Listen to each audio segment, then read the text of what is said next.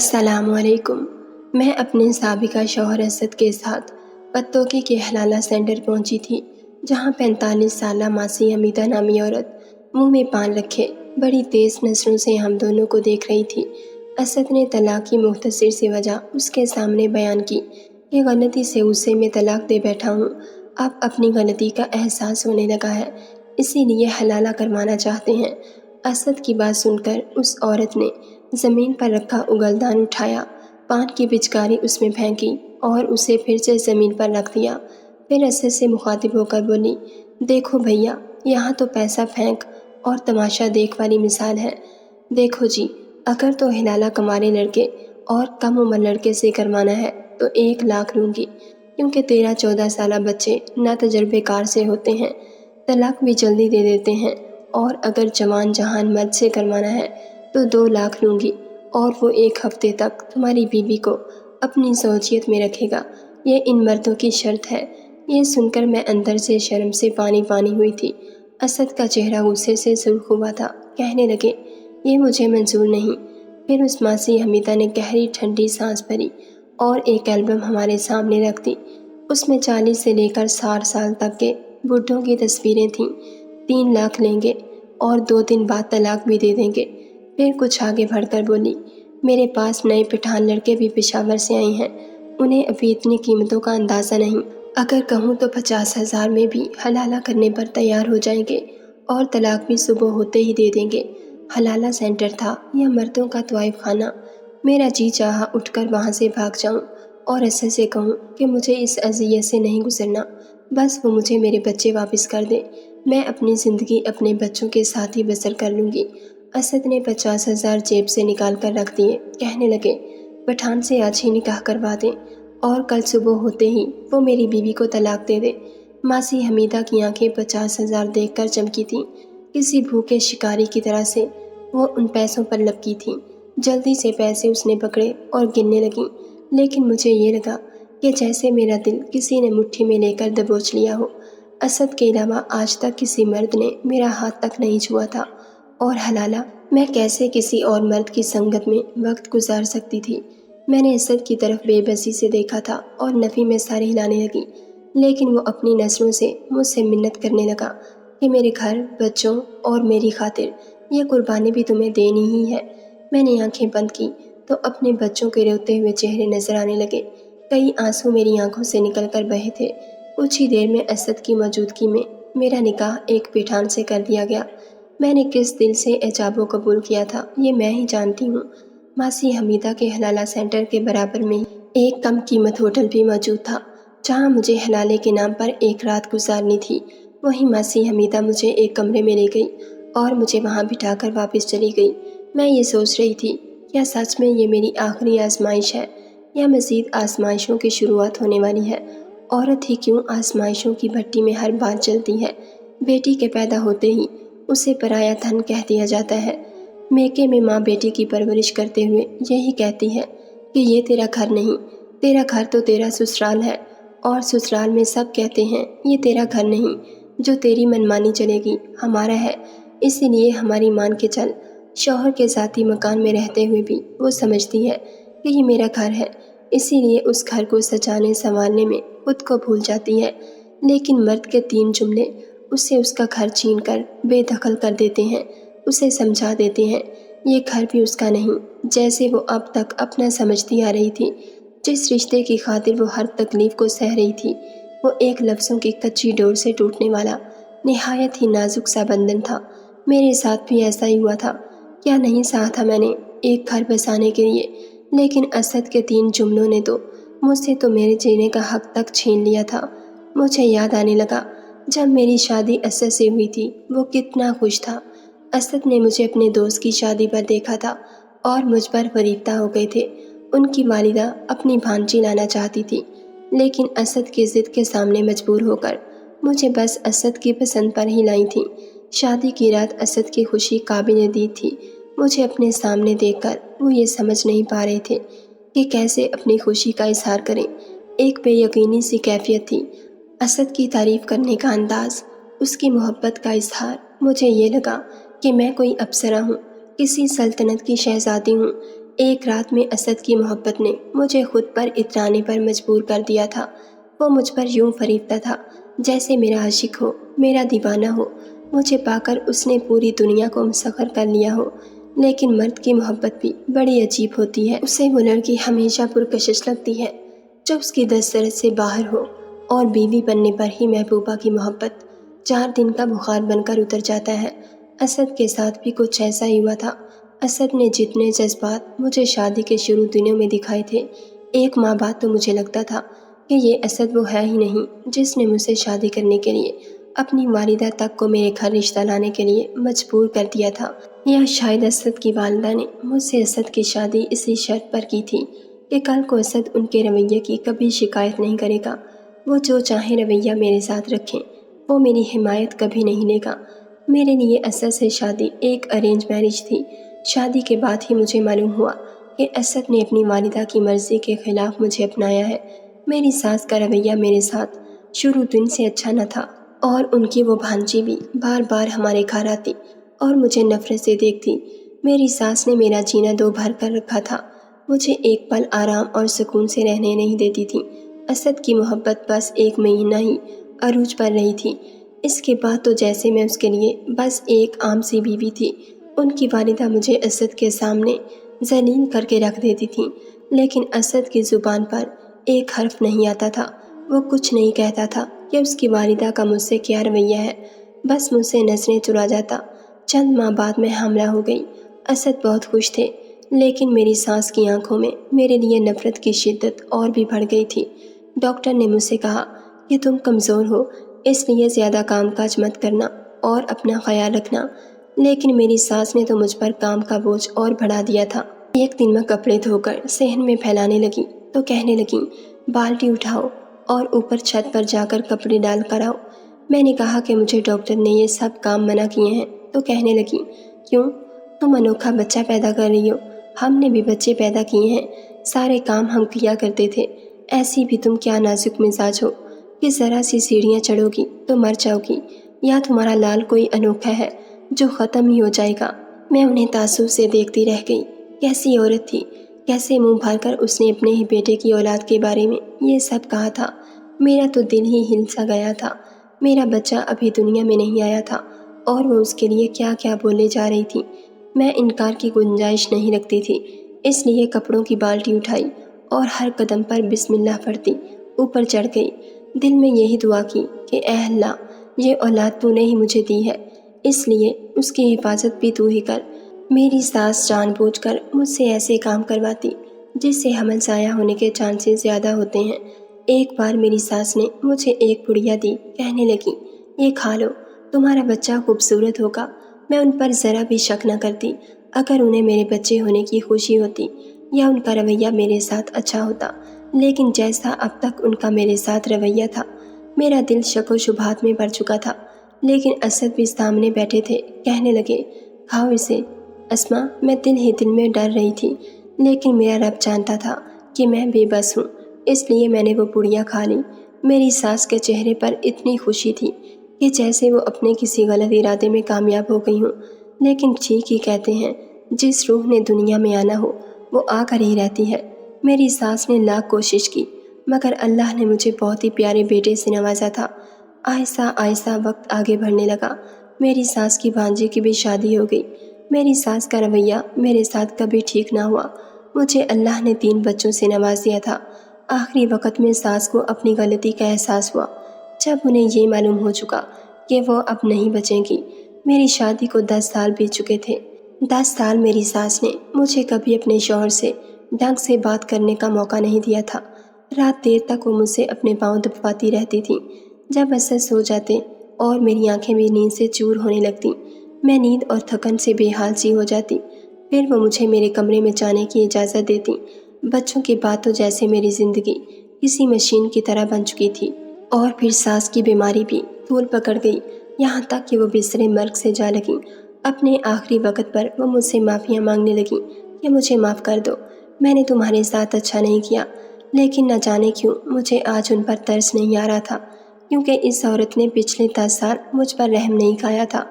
رو رو کر میں خود ہی اپنے آنسو پونچھ لیتی تھی۔ کبھی اسد سے شکوہ کرتی بھی تو کہتے میری خاطر اماں کی باتیں سن لیا کرو۔ اسما کیا فرق پڑتا ہے، میں بھی تو تمہیں اتنا چاہتا ہوں، تمہیں پانے کی خاطر اپنی ماں سے ضد کی تھی، تھوڑا سا امی کا رویہ سہ لیا کرو۔ میں اسد کو تعصب سے دیکھتی رہ جاتی کہ محبت اسد نے مجھ سے کی، اس کی والدہ نے بدلہ مجھ سے کیوں لیا؟ ساس کو ظلم کرتے وقت یہ احساس کیوں نہیں ہوتا کہ آنے والی بہو کا قصور کیا تھا، جس سے وہ نہ جانے کس بات کے بدلے لینا اپنا فرض سمجھتی ہیں؟ کبھی اپنی ساس کے مظالم کا بدلہ بہو سے یہ سمجھ کر لیتی ہیں اب وہ ساس کے درجے پر فائز ہیں، اس لیے بہو پر مالک بن چکی ہیں، اس لیے کسی کی جواب دہ نہیں، جو چاہے کریں۔ اور جب آخری عمر میں پہنچ جاتی ہیں تو معافی یاد آ جاتی ہے۔ میں نے اپنی ساس کی خدمت تو ضرور کی تھی، انہیں معاف نہیں کر پائی، وہ وفات پا چکی تھی، گھر کی مالک اب میں تھی۔ اسد اپنی والدہ کی وفات کے بعد چند ماہ بہت رنجیدہ سے رہے تھے۔ ایک دن مجھ سے کہنے لگے میری ماں نے تمہارے ساتھ کبھی بھی اچھا برتاؤ نہیں کیا، میں جانتا ہوں کہ یہ مشکل امر ہے اسما، لیکن یہ بھی سچ ہے، میں نے تمہیں ٹوٹ کر چاہا ہے، اس لیے اگر اپنی محبت کے بدلے تم سے کچھ مانگوں تو مجھے انکار تو نہیں کرو گی؟ اسد میرا ہاتھ تھامے پھر سے ایک نئی آزمائش مجھ سے لے رہے تھے۔ مرد کے دو میٹھے بول عورت کے دل کو کیسے موم کی طرح سے پگھلا کر رکھ دیتے ہیں کہ وہ چاہ کر بھی اسے انکار نہیں کر سکتی۔ میں نے کہا میں آپ کو انکار کر ہی نہیں سکتی اسد، میں نے آپ سے محبت شادی کے بعد کی ہے، لیکن میری محبت بھی آپ کی محبت سے کم نہیں۔ وہ میرا ہاتھ اپنے لبوں پر لگا کر بڑی اپنائیت سے بولے میری ماں کو دل سے معاف کر دو اسما، میں نہیں چاہتا کہ انہیں قبر میں کسی کی آہیں بے چین کریں۔ اسد اچھی طرح میری تکلیف سے واقف تھے، اپنی ماں کے رویے سے بھی مجھے ایک نئے امتحان میں بڑے پیار سے ڈال رہے تھے۔ میرے ہاتھ ان کے ہاتھ میں تھے، بڑی محبت سے وہ مجھ سے مانگ رہے تھے۔ مجھے لگا 10 سال کی میری اذیت اسد کی اس اپنائیت کے آگے شاید کم تھی۔ میں نے اسد سے انکار نہیں کیا، اپنی ساس کی ہر زیادتی کو دل سے معاف کر دیا۔ میری طرح زیادہ تر عورتیں شاید ایسا ہی کرتی ہیں، لیکن یہ سلسلہ تو شاید نہ ختم ہونے والا تھا۔ اسد کی نوکری چھوٹ گئی تھی، وہ سگریٹ پینے لگے تھے، مجھ سے ان کی پریشانی دیکھی نہیں جاتی تھی، اس لیے میں نے اپنا سارا زیور لا کر اسد کے سامنے رکھ دیا۔ میں نے کہا آپ نوکری چھوڑ کر کاروبار شروع کر لیں۔ میرے زیورات کو دیکھ کر وہ کہنے لگے میں بے غیرت نہیں ہوں کہ بیوی کے زیورات بیچوں۔ میں نے کہا اسد ہم ایک دوسرے کے دکھ سکھ کے ساتھی ہیں، آپ کی پریشانی میری بھی پریشانی ہے، آپ اپنا کاروبار شروع کریں، جب حالات اچھے ہو جائیں گے مجھے نیا زیور بنوا دیجیے گا۔ اسد نے میرا زیور بیچ کر کاروبار شروع کر دیا۔ میں نے ہر تنگی ہنس کر اسد کے ساتھ گزاری تھی۔ کئی بار ایسا ہوتا کہ بچوں اور اسد کو کھانا کھلانے کے بعد کھانے کو کچھ بھی نہ بچتا تھا۔ اسد کم خرچہ گھر پر لاتے تھے، میں پانی پی کر اپنا پیٹ بھر لیتی تھی۔ خالی پیٹ بے شک مجھے دہائیاں دیتا تھا، لیکن دل مطمئن تھا میرے بچے اور شوہر سیر ہو کر سوئے ہیں۔ آہستہ آہستہ اسد کا کاروبار ترقی کرنے لگا تھا۔ 2 سال میں وہ کافی بینک بیلنس بنا چکے تھے، بچے اسکول جاتے تھے۔ ایک بار میں اپنی کزن کے ساتھ بازار چلی گئی، بچے گھر پر اکیلے تھے، مجھے لگا کہ بس میں 2-3 گھنٹے میں واپس آ جاؤں گی، لیکن مجھے کیا خبر تھی راستے میں جلوس نکالا جائے گا اور آپس میں دونوں سیاسی مخالف پارٹیوں میں جھگڑا بڑھ کر پتھراؤ شروع ہو جائے گا۔ میں اور میری کزن ایک دکان میں چھپ گئے کہ یہ ہنگامہ آرائی کچھ کم ہو تو ہم اپنے گھروں کو جائیں، لیکن شام سے رات ہو چکی تھی، میں فون بھی گھر سے نہیں لائی تھی، مجھے اندازہ ہی نہ تھا اس مصیبت میں پھنس جاؤں گی۔ رات کے 10 بج گئے تھے، میرا دل بچوں کے لیے الگ پریشان تھا، اسد کا سوچ کر بھی میں پریشان ہونے لگی تھی، کیونکہ میں دوپہر کو سوئے ہوئے بچوں کو چھوڑ کر بازار کے لیے نکل گئی تھی کہ 2 گھنٹے تک لوٹ آؤں گی۔ بچے بھی بے خبر تھے کہ میں بازار گئی ہوں، اور اسد مجھے گھر پر نہ پا کر نہ جانے کتنے پریشان ہوں گے۔ میں 11 بجے رکشے میں اپنے گھر پہنچی تھی، دروازہ اسد نہیں کھولا تھا، وہ غضبناک قہر بھری نظروں سے مجھے دیکھ رہے تھے۔ بچے سو چکے تھے۔ میں نے کہا اسد میں بازار گئی تھی، لیکن وہاں ابھی میں اسد کو بتانے ہی لگی تھی کہ میرے ساتھ کیا بیتی ہے۔ انہوں نے میرے منہ پر بہت زور سے تھپڑ مارا، کہنے لگے مجھے تمہارا کوئی جھوٹا بہانہ نہیں سننا، جب سے میری ماں مری ہے تم تو آوارہ ہو گئی ہو، تمہیں نہ میرے گھر کی فکر ہے نہ ہی میرے بچوں کی پرواہ کہ وہ تمہارے پیچھے بھوکے رو رہے ہوں گے۔ میں گھر پہنچوں گا، تمہیں نہ پا کر میرا کیا حال ہوگا، تمہیں بس اپنی عیاشیوں کی پرواہ ہے۔ وہ میری کوئی بات سننے کو تیار ہی نہ تھے، انہیں لگا میں دوستوں کے ساتھ بازاروں میں گھومنے گئی تھی۔ میں نے کہا اسد میں 2 گھنٹے میں ہی واپس آ جاتی، لیکن بازار میں حادثہ ہو گیا تھا۔ لیکن وہ اتنے غصے میں تھے کہ میری کوئی بات بھی سننے کو تیار نہ تھے۔ کہنے لگے دفع ہو جاؤ میرے گھر سے، جاؤ انہیں سہیلیوں کے ساتھ رہو جن کی سنگت کی خاطر نہ تمہیں میرے گھر اور بچوں کی پرواہ ہے نہ میری۔ رات کے 11 بج رہے تھے اور اسد مجھے گھر کے اندر نہیں آنے دے رہے تھے۔ مجھے باہر کی طرف دھکیلنے لگے۔ میں رونے لگی کہ اسد مجھے اندر آنے دیں، میں کہاں جاؤں گی؟ اس وقت وہ بولے جہاں سے آئی ہو وہیں چلی جاؤ۔ میں نے کہا اسد مجھے اندر جانے دیں، پاگل تو نہیں ہو گئے آپ؟ کیوں گلی میں میرا تماشا بنا رہے ہیں؟ آس پاس کے گھروں کی کھڑکیوں سے لوگ جھانک کر دیکھنے لگے تھے۔ مجھے نہیں معلوم تھا کہ میری اتنی سی بات پر اسد یوں بھڑک اٹھیں گے۔ کہنے لگے تمہیں مجھ سے بات کرنے کی تمیز نہیں، تم مجھے پاگل کہہ رہی ہو؟ یہ عزت ہے تمہاری نظر میں میری؟ میں بتاتا ہوں تمہیں کہ پاگل کسے کہتے ہیں۔ میں اپنے پورے ہوش و حواس میں تمہیں طلاق دیتا ہوں اسما، الفاظ سے یا میرے لیے موت کا پیغام۔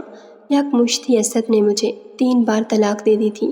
میں اذیت کی مدمل ہی نہ تھی، میرا سر بری طرح سے چکرا گیا تھا، میں وہیں بے ہوش ہو کر گر گئی۔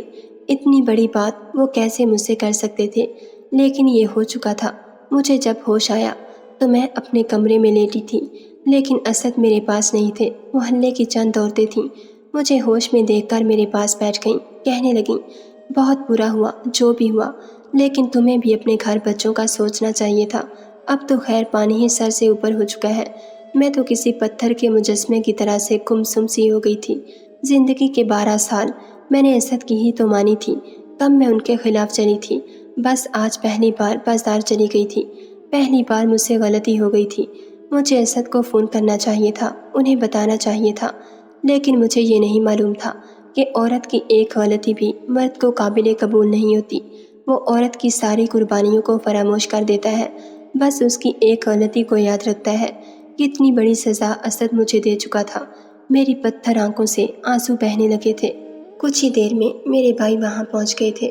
مجھے کمرے کے باہر لڑنے جھگڑنے کی آوازیں آنے لگی تھیں۔ میرے بھائی اسد کو برا بھلا کہہ رہے تھے، لیکن مجھے اسد کے جواب کا کوئی آواز نہیں آئی تھی۔ پھر وہ میرے کمرے میں آ گئے۔ بھائی کافی غصے میں تھے، مجھ سے کہنے لگے چلو ہمارے ساتھ۔ میں اٹھ کر بھائی کے ساتھ لگ کر رونے لگی۔ میں نے کہا بھائی میرا گھر برباد ہو گیا۔ اسد نے میری ایک بات بھی نہیں سنی۔ میں نے جان بوجھ کر دیر نہیں کی تھی، میں جلوس اور ہنگامہ آرائی کی وجہ سے پھنس گئی تھی۔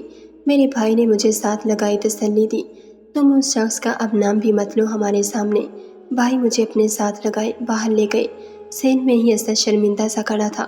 میں نے ایک نظر اس پر ڈال کر ہٹا لی۔ ایک پل ہی تو لگا تھا اسد کو محرم سے نامحرم ہوتے ہوئے۔ میری تو سسکیاں نہیں رک رہی تھیں۔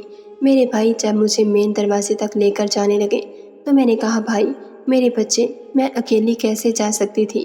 بھائی نے کہا وہ اپنے باپ کی اولاد ہیں، وہیں انہیں پالے گا، تم چلو ہمارے ساتھ۔ یہ بات تو مجھ پر دوہری قیامت بن کر ٹوٹی تھی۔ میرا گھر اجڑ گیا تھا اور میرے بچے بھی مجھ سے بچھڑ گئے تھے۔ وہ کیسے میرے بنا رہ سکتے تھے؟ میں کیسے اپنے بچوں کے بنا رہ سکتی تھی؟ بھائی میرے ساتھ ظلم مت کریں، میں اپنے بچوں کے بغیر نہیں رہ سکتی۔ لیکن بھائی مجھے زبردستی اپنے ساتھ لے گئے۔ میں میکے جا کر بھی روتی رہی۔ میرے والدین حیات نہ تھے، 2 بڑے بھائی اور بھابیاں ہی تھیں۔ جب میں ان کے بچے دیکھتی تو میرا دل اپنے بچوں کے لیے ماہی بے آب کی مانی تڑپنے لگتا۔ میں بلک بلک کر رونے لگتی۔ پتہ نہیں میرے بچوں نے کچھ کھایا بھی تھا کہ نہیں۔ چھوٹی بیٹی بس 4 برس کی تھی، وہ تو میرے بنا ایک پل نہیں رہتی تھی۔ دونوں بیٹے بھی مجھ سے بہت اٹیچ تھے۔ 1 ماہ گزر گیا تھا، لیکن میرے آنسو خشک نہیں ہوتے تھے۔ مجھے پل پل اپنا گھر یاد آتا تھا۔ 1 ماہ بعد مجھے ایک اننان نمبر سے کال آئی۔ میں نے فون اٹھایا تو میرا بڑا بیٹا وسیع تھا۔ کہنے لگا ممی رابیل کو بہت تیز بخار ہے، آپ پلیز گھر آ جائیں۔ وسیع کی بات سن کر تو میرا دل تڑپ سا گیا تھا۔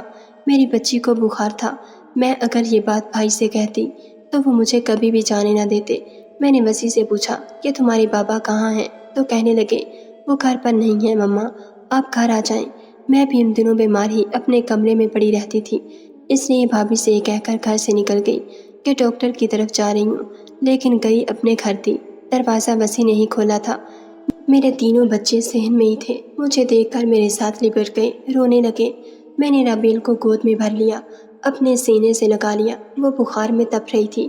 میں نے کہا رکشہ باہر کھڑا ہے، تم تینوں میرے ساتھ چلو، میں تم لوگوں کے بنا نہیں رہ سکتی۔ میں کوئی نوکری کر لوں، کچھ بھی کر لوں، تم لوگوں کا خرچہ خود اٹھا لوں گی، لیکن تم لوگوں کے بنا نہیں رہ سکتی۔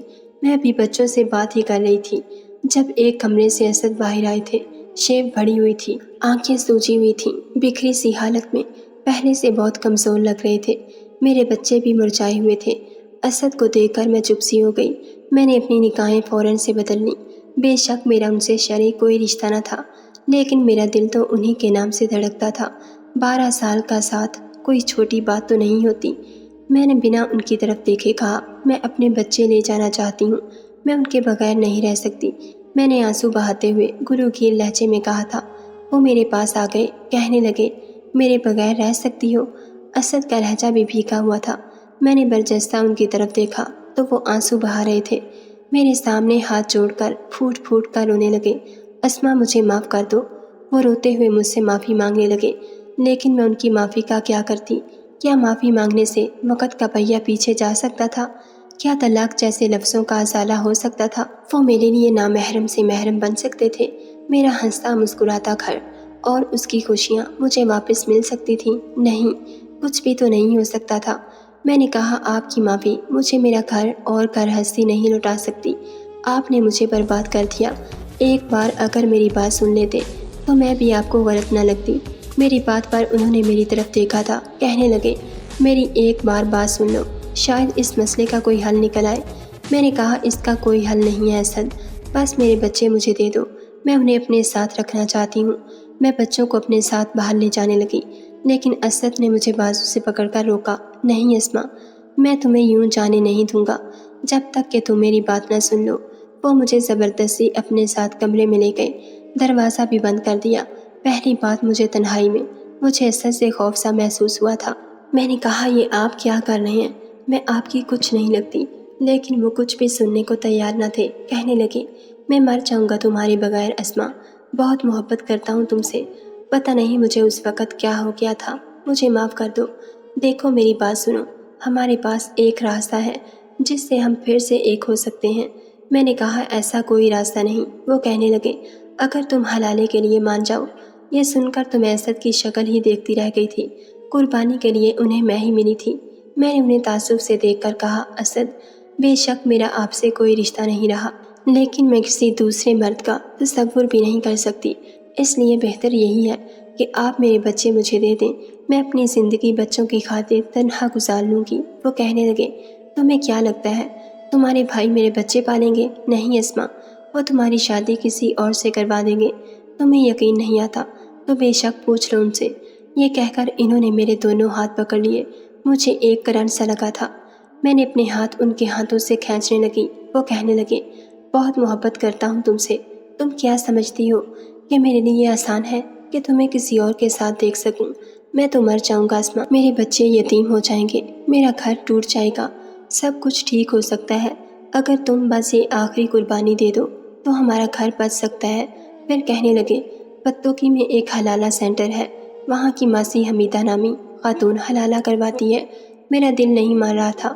میرے بچوں کے روتے ہوئے چہرے میرے سامنے تھے، 1 ماہ میں کملا کر رہ گئے تھے۔ میری بچی بیمار تھی۔ بھابھی کو بھی میں نے یہ کہتے سنا تھا، اپنی بہن کا دوسرا بندوبست کرو۔ میرے پاس اپنا گھر بچانے کا دوسرا کوئی راستہ نہ تھا، اس لیے میں نے اسد کی بات مان لی اور اس کے ساتھ پتوکے کے حلالہ سینٹر پہنچ گئی۔ عورت کے لیے شاید اس سے بڑی آزمائش اور ہو ہی نہیں سکتی کہ وہ دوسرے مرد کے ساتھ ایک پل بھی گزارے۔ میرے لیے ایک ایک لمحہ اذیتناک تھا۔ مجھے اس شخص کی سنگت کا سوچ کر دل دہل رہا تھا جس کے ساتھ آج کی رات گزارنی تھی۔ وہ شخص کب کمرے میں داخل ہوا تو پشتو میں کچھ بول رہا تھا۔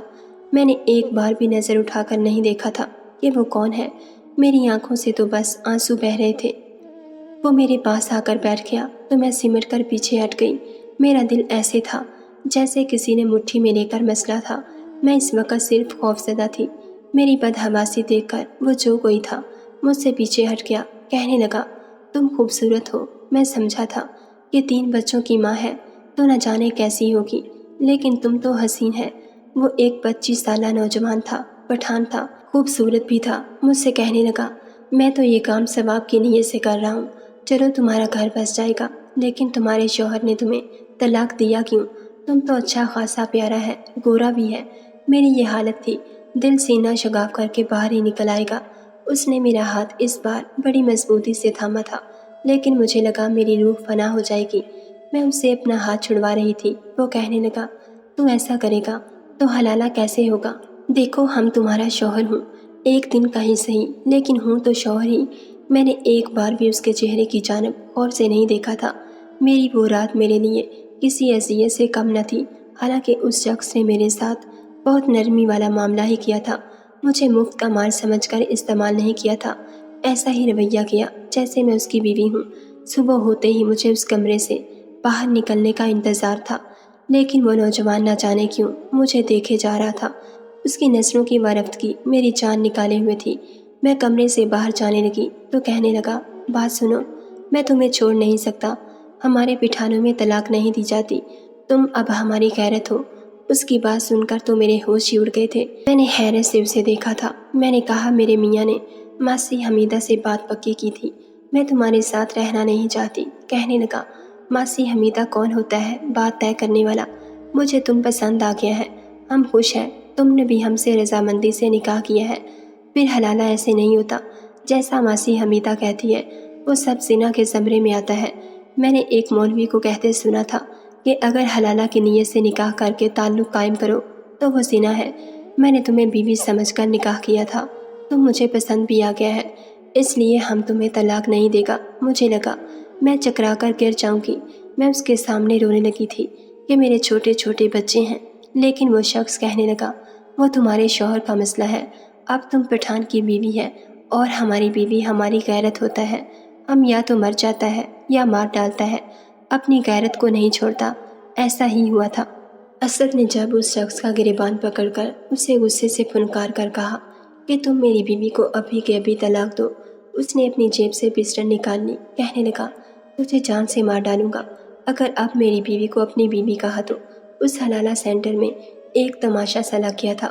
پسٹل دیکھ کر ہم سب کو ہی سانپ سونگھ گیا تھا۔ یہ پتا تھا کہ وہ پٹھان ایک منٹ بھی گولی چلانے سے پہلے سوچے گا نہیں۔ وہ مجھے اپنے ساتھ پشاور لے گیا تھا، میرا خیال بھی رکھتا، میرے ساتھ رویہ بھی اچھا رکھتا تھا، اپنے گھر والوں کو میرے خلاف بولنے بھی نہیں دیتا تھا۔ لیکن میں اپنے دل کا کیا کرتی جو ہر وقت اپنے بچوں میں اٹکا رہتا تھا۔ میری دوسری شادی کو 5 سال گزر گئے۔ گل ولی ایک اچھا انسان ہے، میرے 2 بچے بھی ہیں، وہ میرا بہت خیال بھی رکھتا ہے۔ حلالہ واقعی کوئی مذاق نہیں، نہ ہی طلاق کوئی چھوٹی سی غلطی جسے ہم معمولی سمجھ کر دیں اور عورت کو حلالے کے نام پر کسی کی ایک رات کی بیوی بنا دیں۔ یہ بات شاید اسد کو اچھی طرح سمجھ آ گئی ہوگی۔ مجھے اب بھی اپنے بچے یاد آتے ہیں۔ ہاں، یہ ضرور ہوا کہ مجھے اب اسد کا خیال نہیں آتا تھا، کیونکہ اس کی محبت اگر سچی ہوتی تو مجھے ہر بات تختہ مشق نہ بناتا۔ ناظرین، اگر آپ کو ہماری ویڈیو پسند آئی ہے تو لائک اور شیئر ضرور کیجیے، اور ایسی مزید ویڈیوز دیکھنے کے لیے ہمارے چینل کو سبسکرائب کر لیجیے۔